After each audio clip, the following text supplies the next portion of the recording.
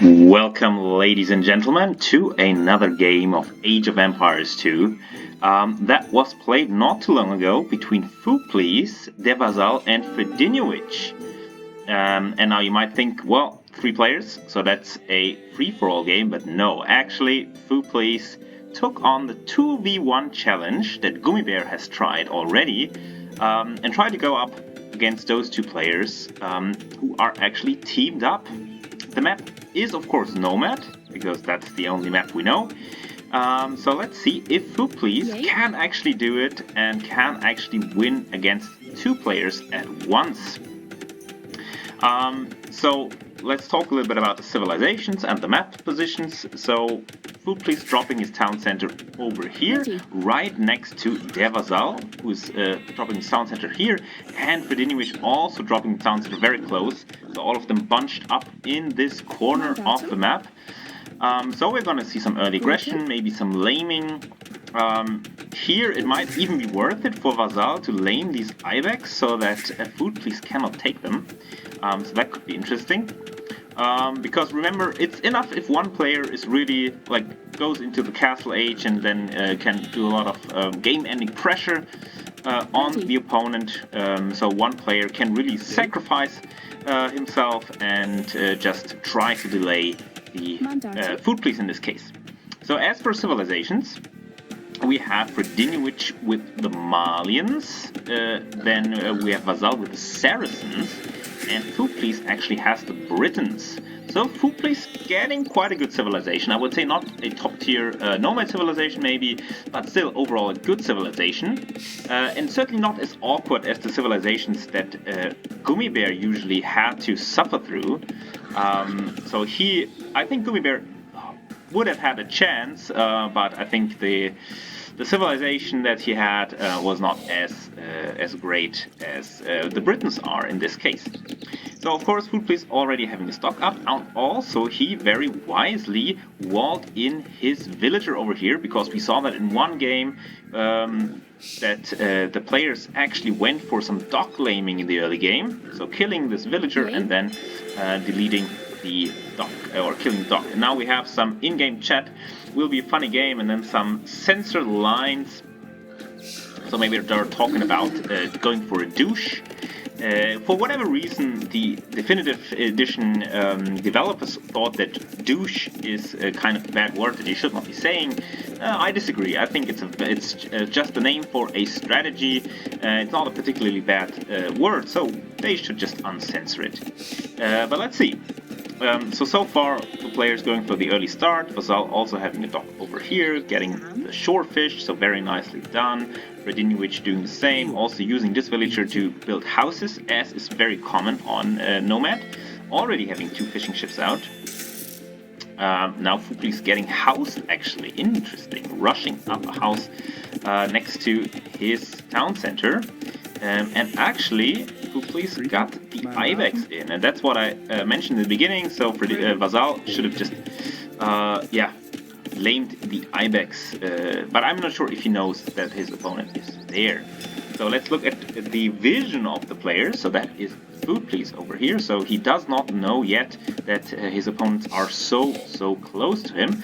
And honestly, in his position, it's not too important because you're 2v1, so you're gonna be able to find one opponent very early on. As for the other players, so Fredi also doesn't have great vision over here. He's scouting with a villager. You see all the waypoints he collected or he set to get more vision on him. And Vasall actually knows that his opponent is here, so that's when you realize that you really should go for the lame, although he does a very good move in that he tries to wall in Fuplis on this side at least, so to limit his movement. And if we look at Fuplis' map, it could actually be pretty disastrous if he's walled in here in the back, which could be easily done, and then maybe pressure him from this side, then there's nowhere Fuplis can go. Fuplis, of course, going out with this villager just to explore a little bit. He will be able to find the boar most probably, and he will also see that what kind of resources are close to him. Of course, in the meantime, having a little bit of an idle economy, and now the move by Vasall already paid off. he denied the 2 IVEX from Food Police. So good job on him. And now Vasall will also go around and try to wall in Food Police even further. So good move. I like it. I think he gives Fredi more time to just boom up. Fredi maybe not the fastest player, so he's not known for his very early aggression, although recently he has adopted some more early aggression strategies like rushing. But if he gets the time, he can just pump, like go to Castle Age and then pump out Knights, and then that will be very difficult for Food Police to stop, because he's 2v1. So if Vasall then also contributes a little bit, it will be very difficult for Food Police to, to react to this and stop the aggression. Food Police also going very, very heavily here on wood, so he doesn't have a very great map, a very good map. Because he doesn't have many food resources. Probably also doesn't see the boar over here. Oh no, now that he sees it, he has built an outpost, so he does see that, and he's scouting around. So maybe we can have a look at the villager number. Food Police actually being ahead compared to the other players. It's 25 villagers to 23 and 23. However, the margin is not so big. If you just combine those 2 villager numbers, then of course the team of Vasall and Fredi have a lot more villagers. And now Vasall doing the wall in. However, Food Police still has a lot of space on this side over here.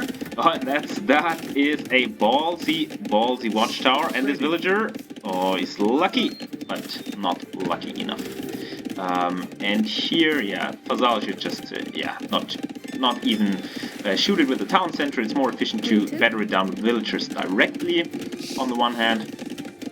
And on the other end was also just a foundation for a palisade wall, so not, or a outpost.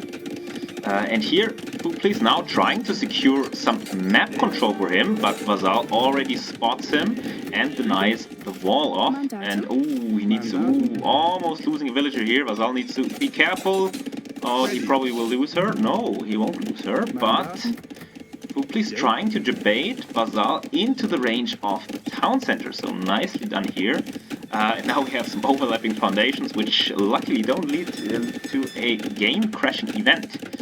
And now here's something that players often don't realize. I mean, this wall-off, there's still a palisade of Food Police in it. So Food Police could just delete his own walls and just march right through.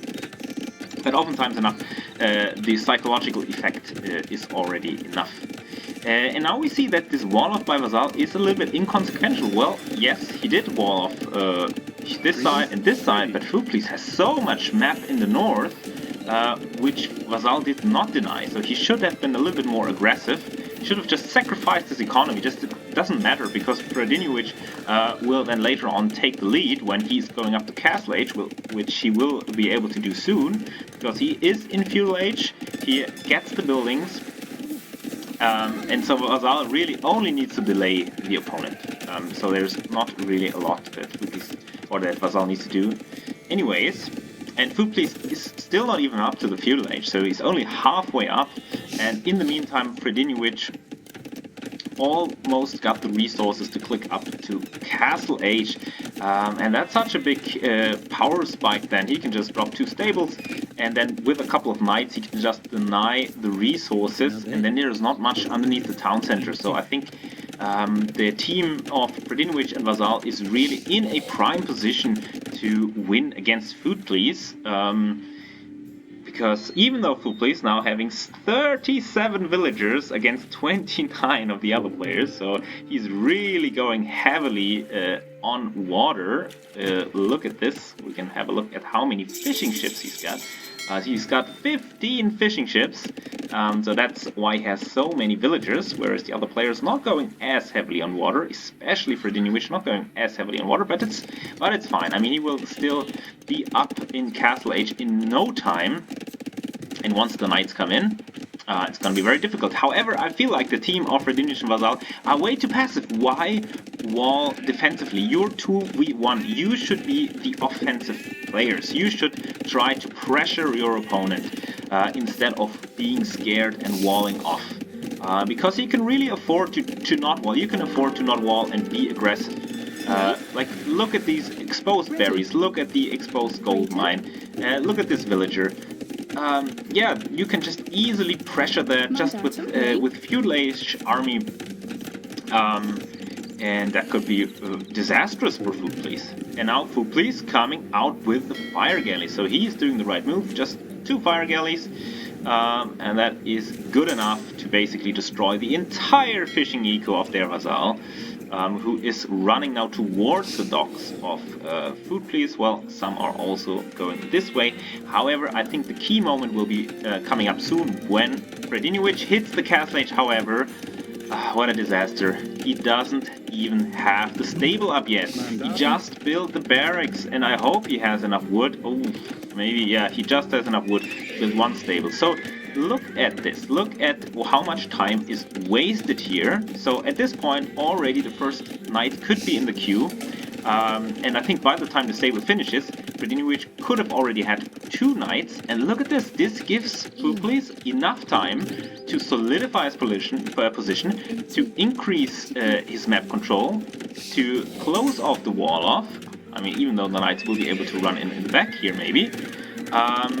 And yeah, and at the same time, a watchtower has been dropped over here to deny the woodline of Vasall, which is doing not too much, I would say, but it's effective nonetheless. However, Fredi going not for the knights this time, but he's going for the castle drop, and that's actually a very good move in this position. I have to say, I like the strategy, because Food Police is not up to castle age. He has not even clicked up, and this castle will be able to shoot down the town center in no time. And it's we had another game on Nomad in the recent tournament where a castle age TC was shot down by an enemy castle, and then the game is just over, because there's not much you can do, despite all the economic damage that the castle will be able to inflict. Like 3 villages down, more villages will go down, and now Fredi should be careful. I think he should not prioritize the tower, although it goes down so quickly that it's probably worth it anyways.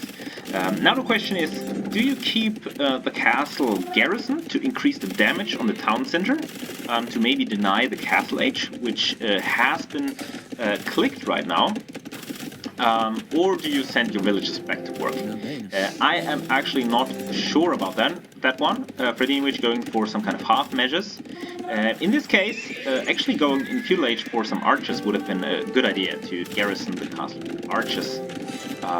So I think by repairing the town center, Food Police will be able to go up to the castle age.